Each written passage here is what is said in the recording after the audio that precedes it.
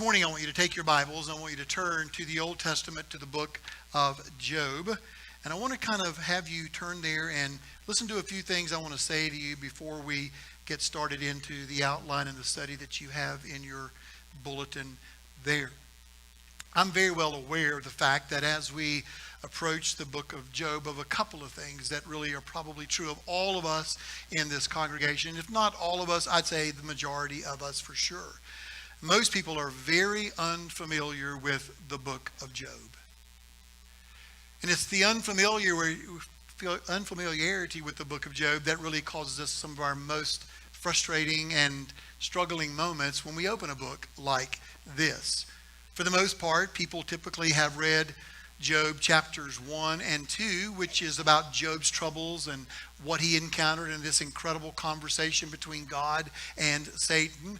And then they read the last chapter, which is chapter 42, where God blesses and God restores all that he had lost back to Job. And so for the most part, we're pretty unfamiliar except the first two chapters and the last chapters. And maybe you are familiar with James's commentary in the New Testament in the book of Job. Just one verse Job uses to sum up the entire 42 chapters. James says, "We count those blessed who endured. You've heard of the endurance of Job and have seen the outcome of the Lord's dealings, that the Lord is full of compassion and is merciful." And that's his commentary on the entire book of Job.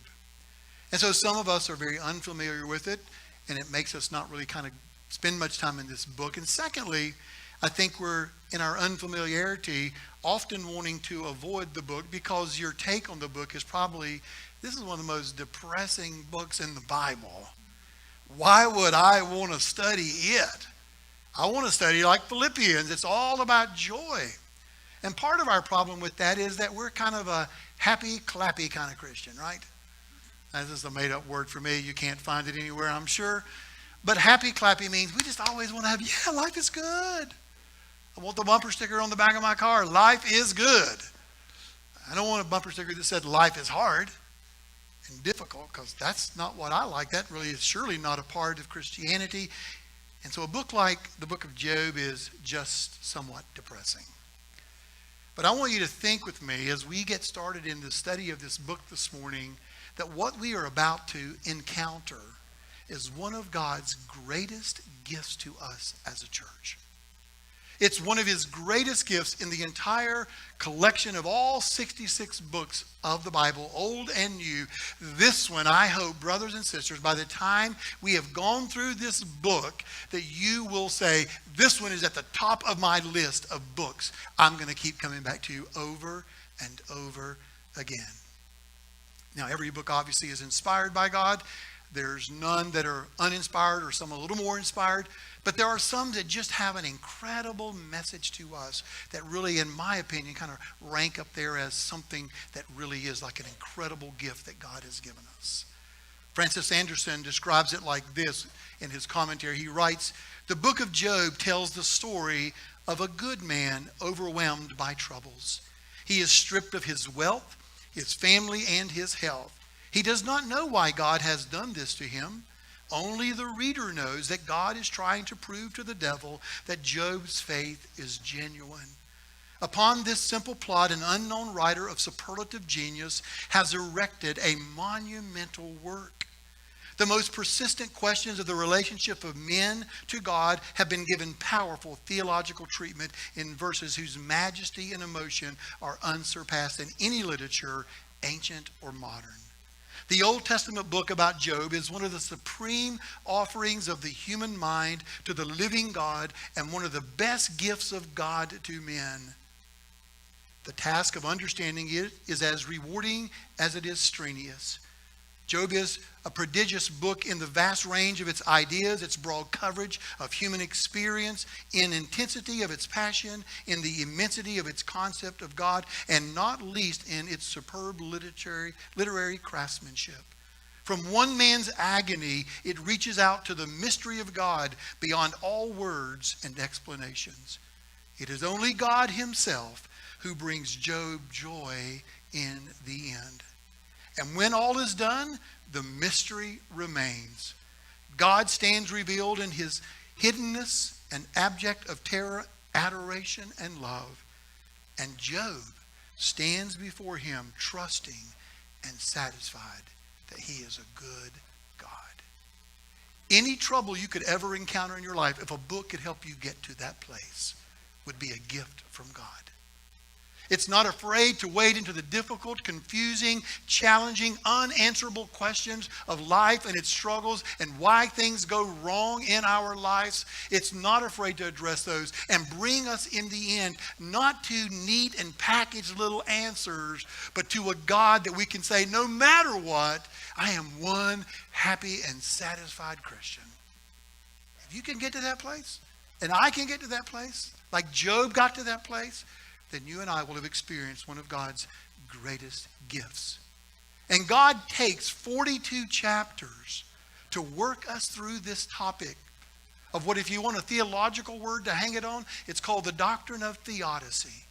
Trying to make sense of a good God and evil in the world and why he doesn't stop it and why he doesn't change it and what he's up to in the midst of that. Trying to reconcile all of that confusing, difficult, and unexplainable sometimes troubles that we face. So as we look at the book of Job, and it's 42 chapters, this gift to us from God, someone said to me the other day, man, this is probably going to be a long study.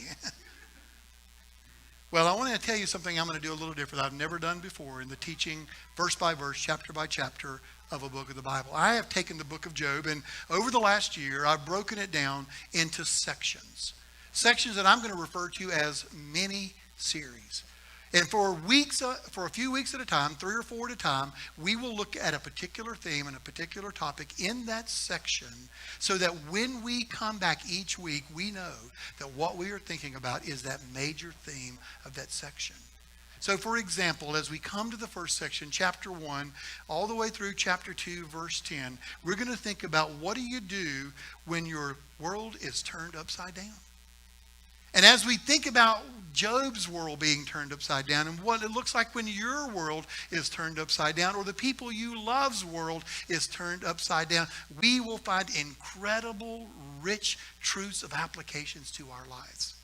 The problem is not solved in the first couple of chapters of our lives and our struggles, but we will be well on the road and on the path to experiencing some of the greatest satisfaction and joy in the most dissatisfying circumstances of life. So we're going to break this up. And so we'll think about what our world looks like when it's turned upside down, what that feels like, what you struggle with in those moments. And then we'll look at this other section, this other mini-series we're going to do called, What Do You Do When God's Not Talking to You? Can you imagine, yes you can because you've been there I'm sure, moments to where you are as it were struggling through some severe challenge or trial, unanswerable questions, and you are in his word, you are pleading with him to guide you, to speak to you, but it's like heaven is shut to you.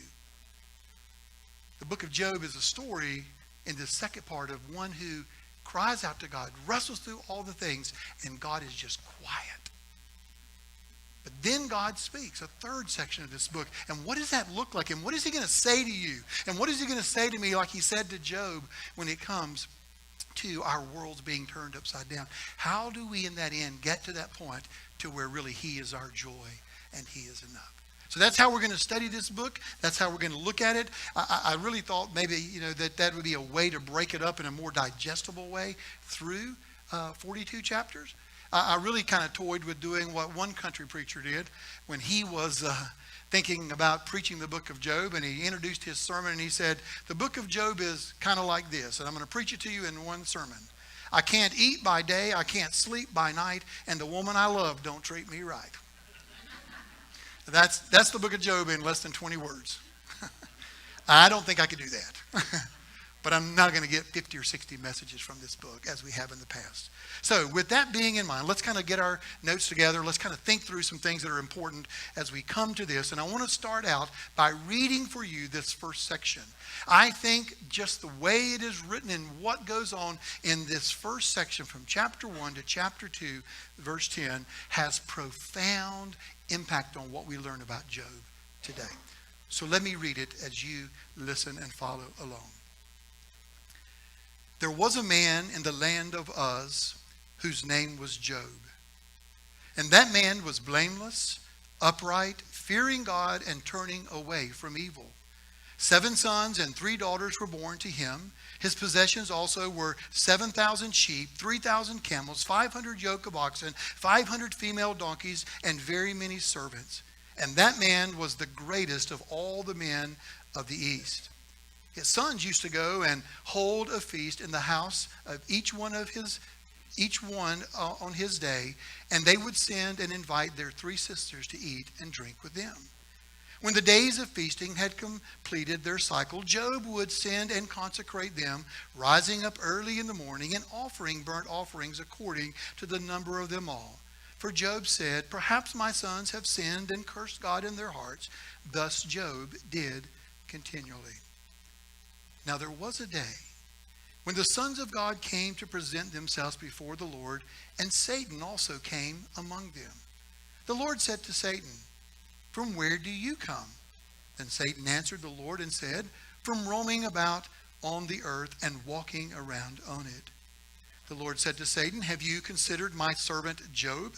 For there is no one like him on the earth, a blameless and upright man, fearing God and turning away from evil."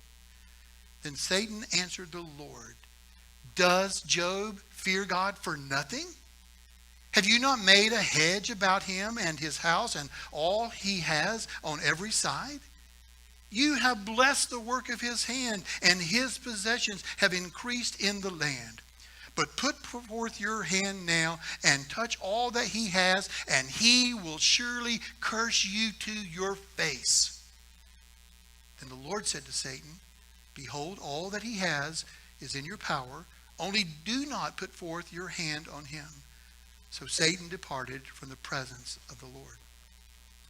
Now on the day when his sons and his daughters were eating and drinking wine in their oldest brother's house, a messenger came to Job and said, "The oxen were plowing and the donkeys feeding besides them, and the Sabaeans attacked and took them. They also slew the servants with the edge of the sword, and I alone have escaped to tell you." While he was still speaking, another also came and said, "The fire of God fell from heaven and burned up the sheep and the servants and consumed them, and I alone have escaped to tell you." While he was still speaking, another also came and said, "The Chaldeans formed 3 bands and made a raid on the camels and took them and slew the servants with the edge of the sword, and I alone have escaped to tell you." While he was still speaking, another also came and said, "Your sons and your daughters were eating and drinking wine in their oldest brother's house, and behold, a great wind came from across the wilderness and struck the 4 corners of the house, and it fell on the young people, and they died, and I alone have escaped to tell you."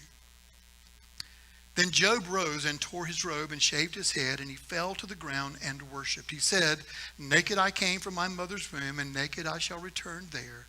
The Lord gave, and the Lord has taken away. Blessed be the name of the Lord." Through all this, Job did not sin, nor did he blame God. Again, there was a day when the sons of God came to present themselves before the Lord, and Satan also came among them to present himself before the Lord. The Lord said to Satan, "Where have you come from?" Then Satan answered the Lord and said, "From roaming about on the earth and walking around on it." Then the Lord said to Satan, "Have you considered my servant Job? For there is no one like him on the earth, a blameless and upright man, fearing God and turning away from evil. And he still holds fast his integrity, although you incited me against him to ruin him without cause." Satan answered the Lord and said, "Skin for skin. Yes, all that a man has, he will give for his life. However, put forth your hand now and touch his bone and his flesh, and he will curse you to your face." So the Lord said to Satan, "Behold, he is in your power, only spare his life." Then Satan went out from the presence of the Lord and smote Job with sore boils from the sole of his foot to the crown of his head. And he took a potsherd to scrape himself while he was sitting among the ashes. Then his wife said to him, "Do you still hold fast your integrity? Curse God and die." But he said to her, You speak as one of the foolish women who speak. Shall we indeed accept good from God and not accept adversity? In all this, Job did not sin with his lips. And thus ends the reading of God's word and that first section in the story that sets the stage for all the incredible truths that God has for us in this book about Job. This morning I want us to look at the first 5 verses and meet Mr. Job. And you're going to see, as you get to know this man, a staggering and startling reminder of how even more bizarre it is to you that a man like this would encounter such suffering.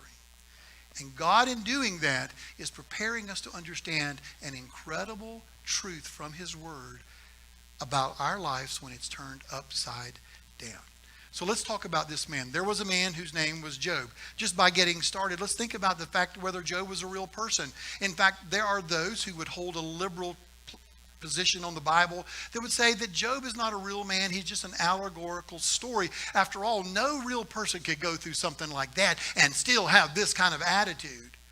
But allegorically, he is created as a story made up to teach us a higher and important lesson. A lesson that would mean, for this is how you should respond when you come to difficult moments and circumstances. But I want to assure you, brothers and sisters, that a couple of passages remind us in the Bible that Job is a real person. He's not an allegorical figure, a made-up story to teach a lesson. He's a real person.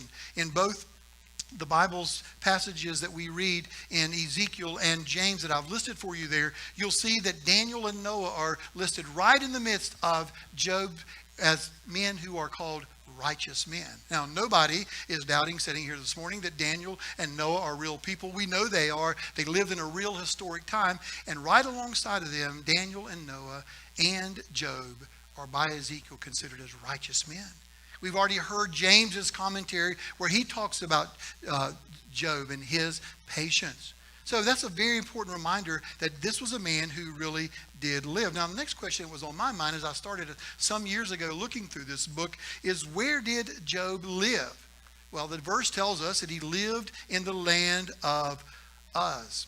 Now, when I read that the first time, I thought that kind of sounds like the Wizard of Oz, right? Is this Job the Wizard of Oz, right? And the answer is no, he is a wise man who lived in the land of Uz. And in the land of Uz, just like the fact that he's a real human being, is a real place in which he lived. The land of Uz is first spoken of in Genesis 10:23, and it's a place that's named after Shem's grandson and Noah's great-grandson. So Job is a real person living in a real place. Another important question I think that's settled in our minds as we get started is when did Job live? Well, in the book there is no timeline mentioned. There is no statement that says this is the year of Job like a lot of texts of Scripture does. But I'm going to suggest to you that Job's story is probably somewhere between Genesis 11 and 12. You say, well, when I open my Bible, it's not there. It's in that section called the wisdom literature of Job, Psalm, Proverbs, Ecclesiastes, and Song of Solomon. It's right there in those 5 books together. What are you telling me? Well, I'll tell you in a minute why it's there in the layout of our Bibles. But you need to know historically it's probably taking place in the early part of Genesis, after the Tower of Babel and before Abraham's story begins. You say, well, how would you know that? Well, I would know that because there is no record anywhere in the book of Job of Israel or its history or any laws that Job is supposed to follow. So the fact that there is no law which begins to come in the book of Exodus makes me think this probably precedes the story of Exodus and the giving of the law to the children of Israel. The second thing that's important is that the number of years that Job has lived.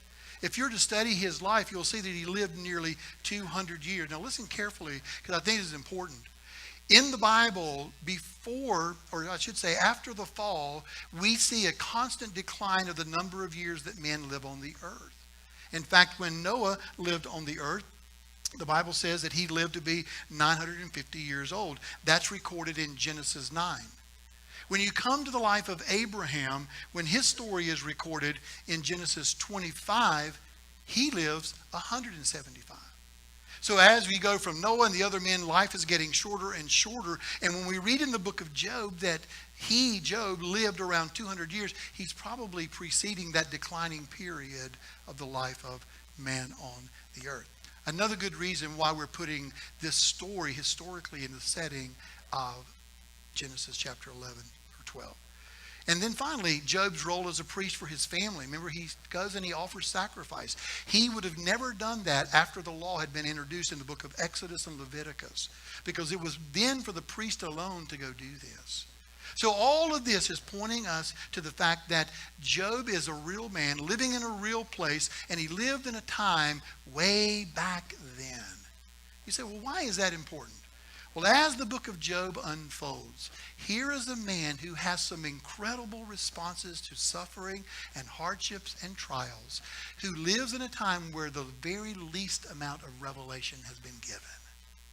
You and I here this morning sit here with 66 books called the Bible in our hand, the full disclosure of God and his purposes and his plans and who he is. And as we sit here, we have far more than Job ever had.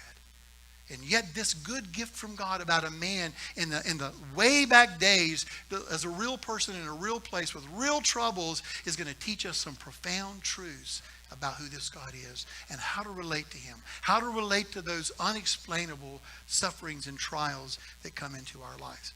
And that leads me to the last thing I want to say about this story, and then we're going to look at the text.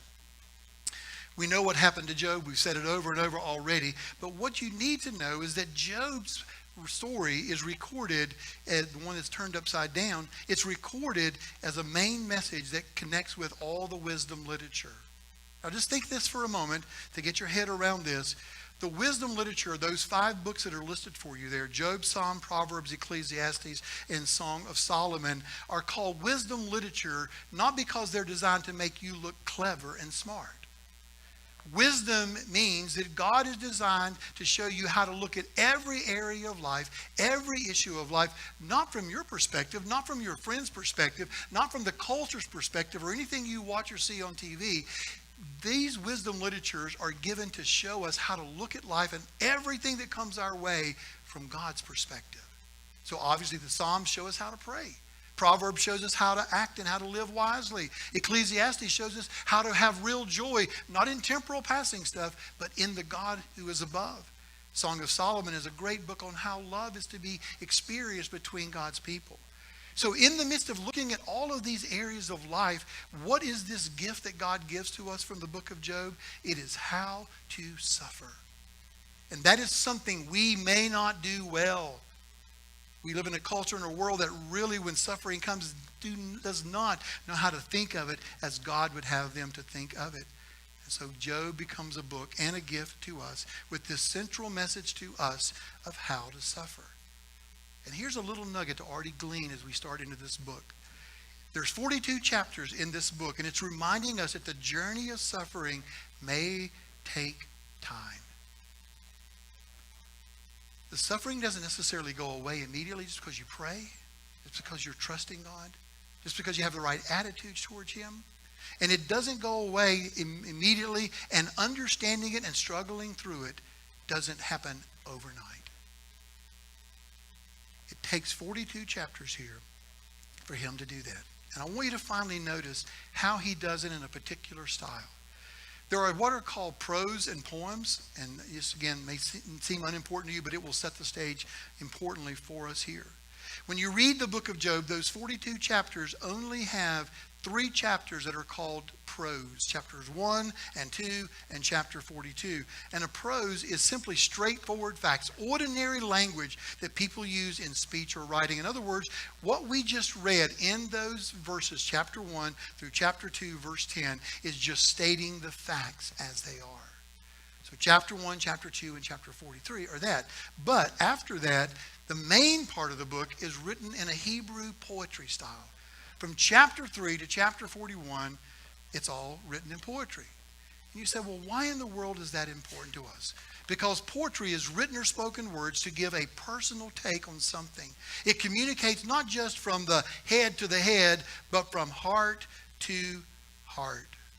Listen to what J.I. Packer says about that.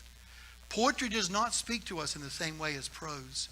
Poems are always personal takes on something, communicating not just from head to head, but from heart to heart. Christopher Ashe goes on to say, a poet can often touch us, move us, and unsettle us in ways that prose cannot. Job is a blend of the affective, touching our feelings, and the cognitive, addressing our minds. And poetry is particularly suited to this balanced address to the whole person. But poetry does not lend itself to summing up in tidy propositions, bullet points, neat systems, and well-swept answers.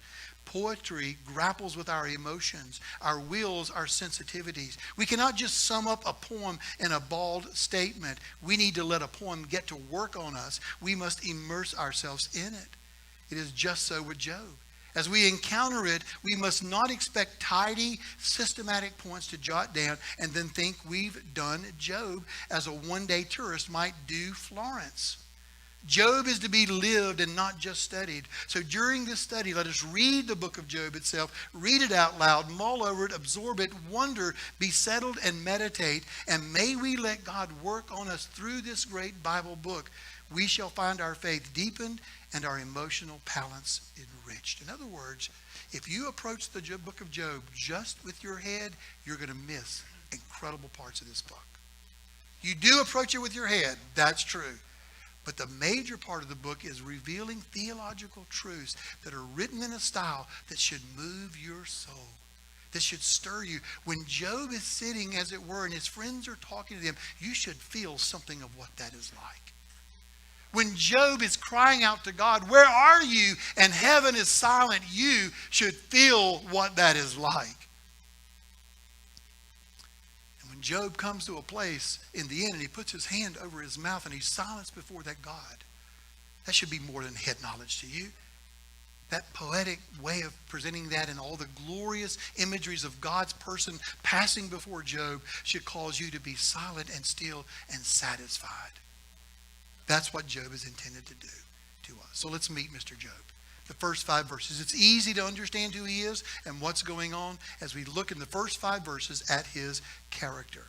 Notice what it says about here in the text, his person. Verse 1. And that man was blameless, upright, fearing God, and turning away from evil. Now, what does that mean? Let's quickly see what he's talking about here. When he says he's blameless, that means he was a righteous man. Now, listen carefully. Blameless in the Bible doesn't mean that someone is perfect. It doesn't mean that they've never in any way failed God or fallen short in any particular way. What this word means here is that when you look at Job's life, he is a man marked by integrity. He's a righteous man. In fact, when God is having this conversation with Satan, he points out that that's one of the marks of his life. He is a righteous man. He is blameless. It's the idea here of when it comes to being truthful and genuine and real, he's the right kind of guy. Secondly, here it indicates that he is upright, which I would put in my notes, and by my Bible, I've listed this as being he was real. It indicates ethical behavior. It means here, in the context of relationships, is that he was the same in all of his relationships. Job was not one thing on the Sabbath and another thing on the job site, and in another relationship, something different. Wherever Job was, this was the man he was. He was righteous. He wanted to do the right things. He wanted to please God. He was upright. He was real, and he was genuine. He was not a man marked by duplicity. He was unlike one well-known executive who said, on the weekend, my priorities are God, family, and business. And when I arrive at the office on Monday morning, the order is reversed to business, family, and God. He's the same man everywhere. He's real. He's authentic. He also is a man who is fearing God, which means he's a man who reverences God. To reverence means to be in awe of God, to respect and revere him. In other words, Job didn't take God lightly. And this is a distinctive you want to notice as a reader of the first 5 verses, is he's not getting serious about God because his world is turned upside down. That is often when people get serious about God, but that's not true of Job. Before his world is ever turned upside down, before he is having the thousands of questions roll through his mind, there is a sense in which he reverences and he respects God. He esteems him. He takes him seriously. He wants to obey him. He wants to live for him. And it's not the pressure that's making that happen. That is the distinctive in the life of Job as we get introduced to him. Next, he turns away from evil.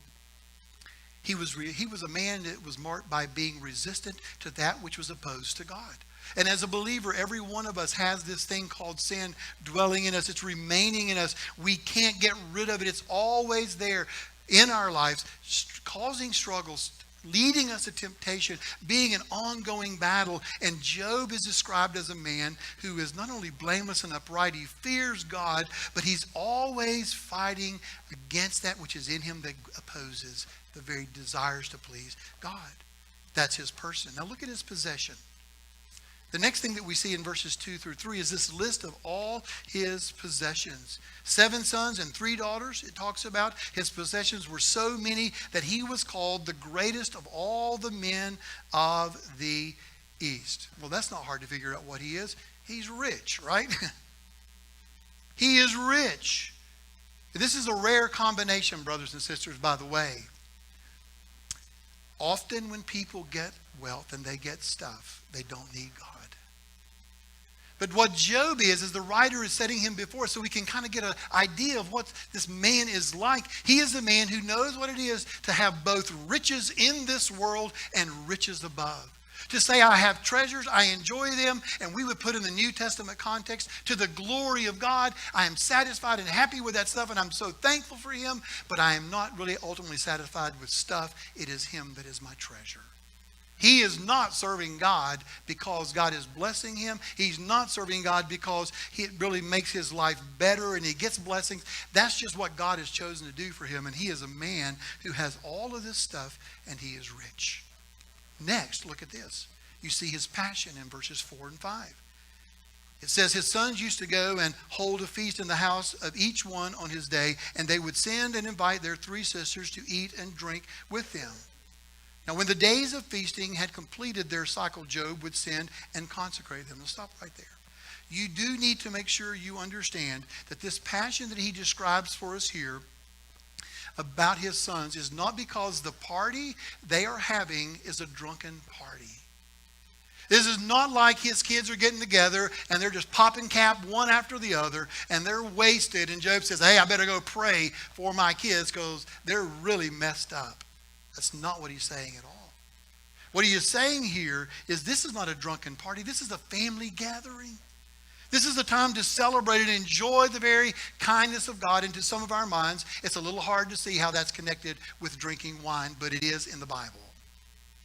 And so here they come together as a family.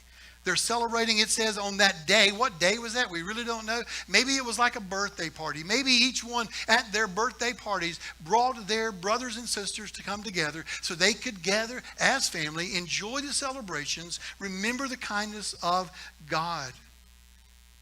And Job, in verse 5, we are told, cares about his family, and so he's concerned about their hearts. It's not that their actions are sinfully wrong. He just wants to make sure they're really honoring God the way they should.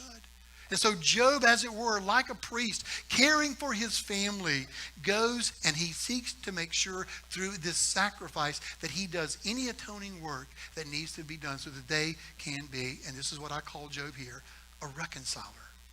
He wants his family right with God.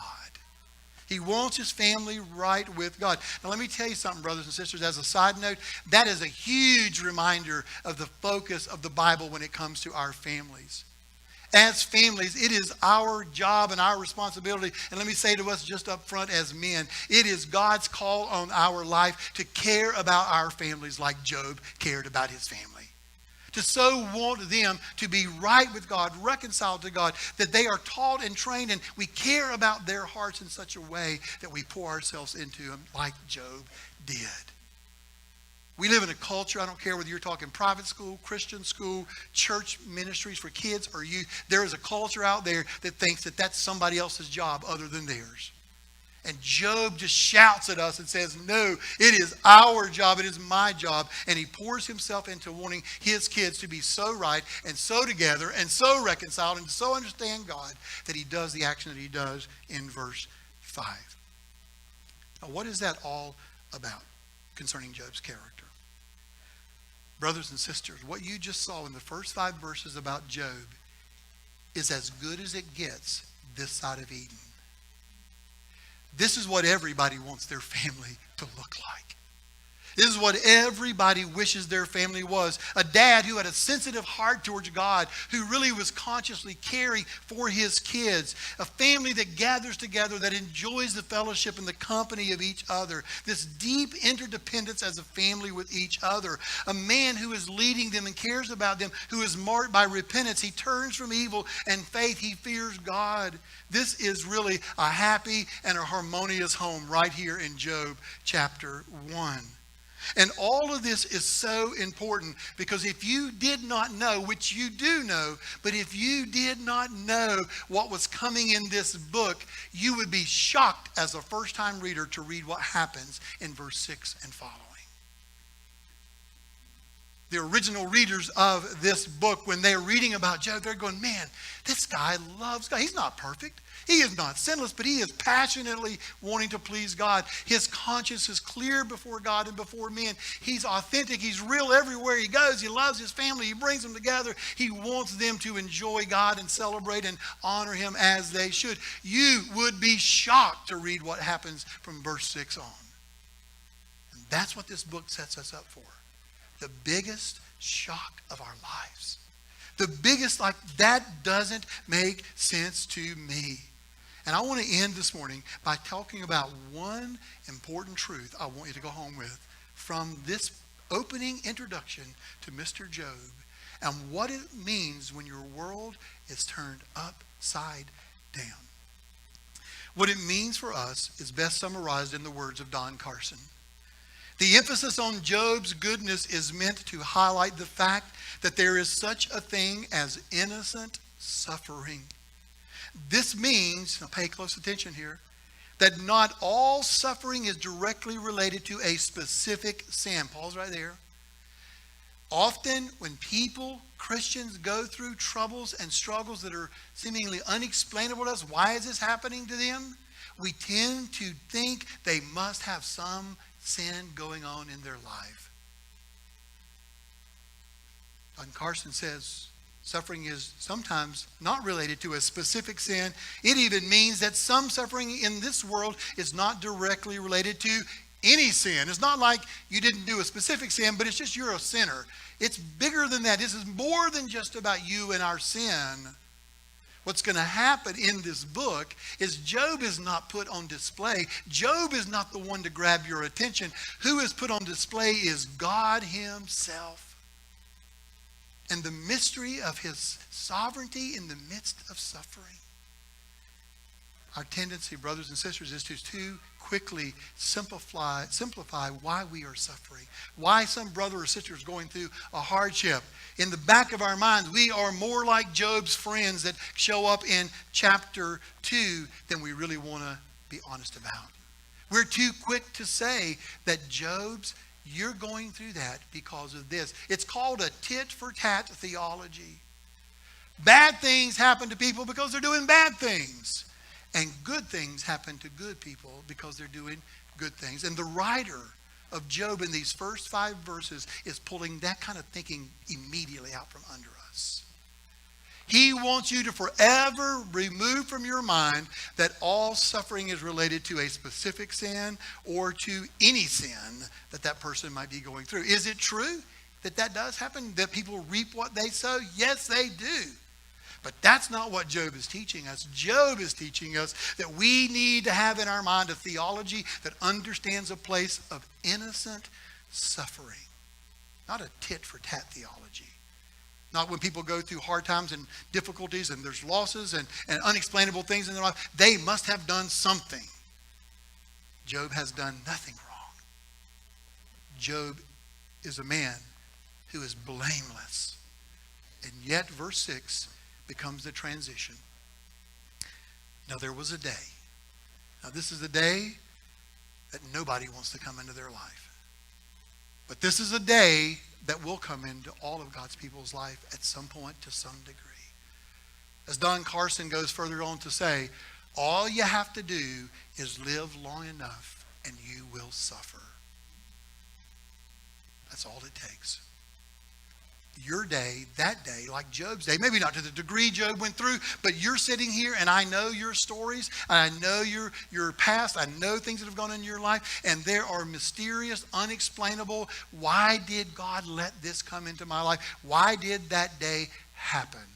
We've all got them. And if we haven't had them, we will have them. And the Bible doesn't hide this from us. And when this day takes place from verse 6 through chapter 2, verse 10, it sets up for Job some of the most hard and difficult issues of his life to address and deal with. Not just before God trying to figure this out, but before people who are telling him why they think he's suffering as he is. This is one of God's greatest gifts to us. To first of all, let us know that our suffering is not always tied to some sin we have done. When you come to suffering, you're going to need, and I'm going to need, some of our best theology about suffering to make it through it. If you don't think the way Job learns to show us to think and how he struggles through that, then you won't be able to come out on the other side satisfied and content with God. Because those days do come, and they happen, and they are unexplainable. Let me tell you a story of a just recent story I encountered personally.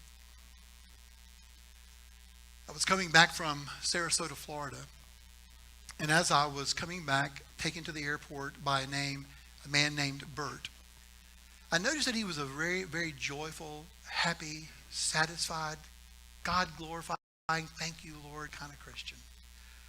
So I said, tell me a little bit about your story. Tell me what happened. He said, well, I lived a horrible life before Christ.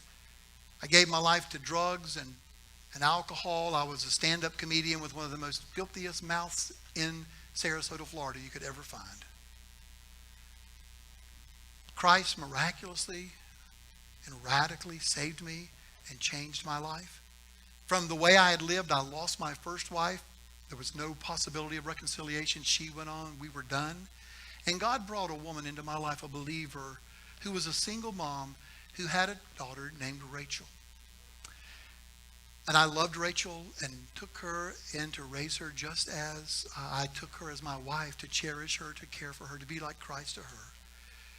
And in the process of their early years of their marriage, he became a ham radio operator. And one day, he and Rachel are out in the yard putting up an antenna for the ham radio that they use. The wind blows, and when the wind blows, the tower starts to sway, and it leans to the one side, and Rachel grabs hold of it while that tower touches the electrical line above. And she is immediately in his presence, electrocuted, and enters a vegetation state for the next 4 years.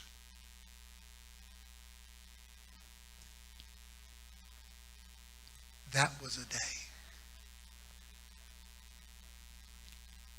It was the most confusing day, he said. It was the most unanswerable day. It was the most shaming, guilty, feeling hopeless day, and it didn't go away in one day. But God did something in my life, he said. He introduced me to a man named Job. And Job became for me the transformation of how I could think about this. Long story short, he found some of his greatest joys and happiness in the Lord he'd ever had in his life. He grieved, he missed, he struggled over why Rachel was taken. But even that question and that struggle, that it was never, ever answered. And by the way, Job's story ends by him never getting an answer. But what Job learned and what Bert learned from the book of Job was, even in my loss, even in my sorrow, I can say, it's well with my soul. I'm okay. That is foreign to the way a culture around us deals with suffering. That is foreign to the way that a lot of Christians deal with suffering. That's foreign to a lot of books out there you're going to read in the Christian bookstore about how to deal with suffering. But that's how Bert learned to deal with it, just like Job. And so next week, we get to see how that all begins to unfold when that day happens and Job's conflict begins. It's the day Job got the worst news of his life. So when his world is turned upside down, now we get to see the report of the worst day of his life. And what we're going to see is how Job began to process and think through that. And that's what we'll learn to do as well. Let's pray together.